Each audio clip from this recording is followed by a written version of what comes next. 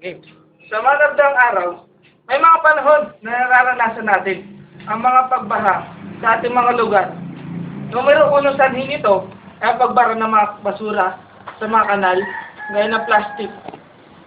Kaya gumawa ng paraan ang ating pamahalaan upang maiwasan at mabawasan ang mga plastic sa ating bansa. At ito nga, ang No Plastic Policy sa Pilipinas na tatalakayin ngayon. Dapat din patupad ang No Plastic Policy sa Pilipinas.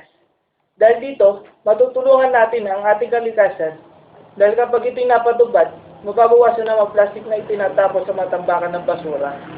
At mababawasan din ang mga nakabarang plastic sa mga kanal na nagdudulot ng malawakang pagbaha sa mga bababang lugar dito sa Pilipinas. Karagdagan dito ay malilinis din ang mga kanal, ilog, at iba pang mga anyong tubig na nasira na ng dahil sa mga plastic bags, basura, plastic bottles, at iba pang produktong gawa sa plastic. Hindi dapat ipatupad ang No Plastic Policy sa Pilipinas. Kasama na ang plastic sa pamumuhay ng mga tao. Ito ang pangunahin na ginagamit natin. Ito rin ang pangunahing lalagyan ng inuman tubig na nabibili sa mga tindahan. Sa palengke, ito rin ang pangunahing lalagyan ng pagkain basa, gaya ng mga isda at mga karne. Isa pa, kapag namimili ka ng mga maraming bagay na kailangan sa bahay, gaya ng mga delata at iba pang pangunahing pangangailangan sa bahay, mahihirapan ka, sigurado, kung dadalhin ito. Kaya hindi dapat ipatupad ang No Plastic Policy. Dapat pa rin ipatupad ang No Plastic Policy sa Pilipinas, kaibigan. Oo, siguro nga ay parte na ito ng pamumuhay ng mga tao sa Pilipinas.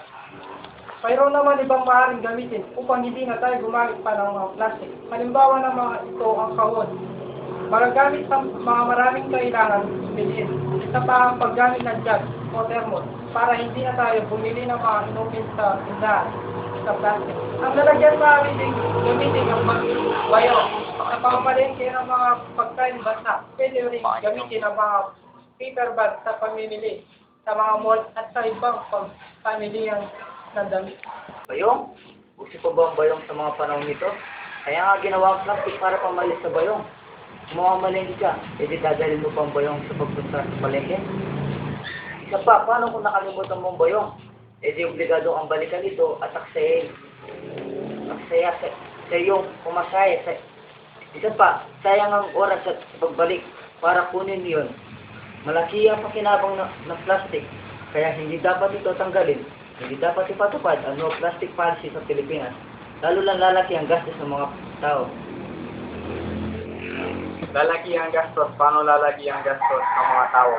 Sa katunayan, ang paggamit ng mga bagay na maaaring ipalit sa plastic ay sadyang nakakatipid. Isa pa, hindi lang ito nagagamit ng isang beses lang. Madali pa itong mabubulok kaysa plastic na aabutin pa ng matagal na panahon bago ito mabubulok. At kung pasasamain ang mga plastic na tinapon natin di lang sa buong bansa, kundi sa buong mundo, matagal ang panahon pa na ang hihintayin bago mabulok at maluyag, matunaw ang mga ito at lalo pa itong madadagdagan sa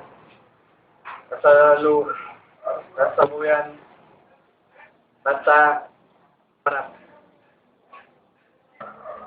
Kaibigan, hindi dahil sa plastic ang problema. Ang problema ay sa mga disiplinado. Sila, ikaw, at tayo. Hindi na dapat ng plastic policy sa Pilipinas kung disiplinado ang mga tao sa pagtapon ng mga basura. Hindi na tayo problema. Bakit? Sa paggamit ba ang mga alternatibong bagay? Ba ang sagot na lumalang pagdami ng basura at plastic? Hindi, kaibigan. Dahil sa disiplina ang kailangan at ito, ang solusyon, hindi ang No Plastic Policy na yan. Disiplina? Disiplina ba ang ibig mong sabihin? Kung disiplina lang ang mapag-uusapan, sa No Plastic Policy, magagawa na paraan yan.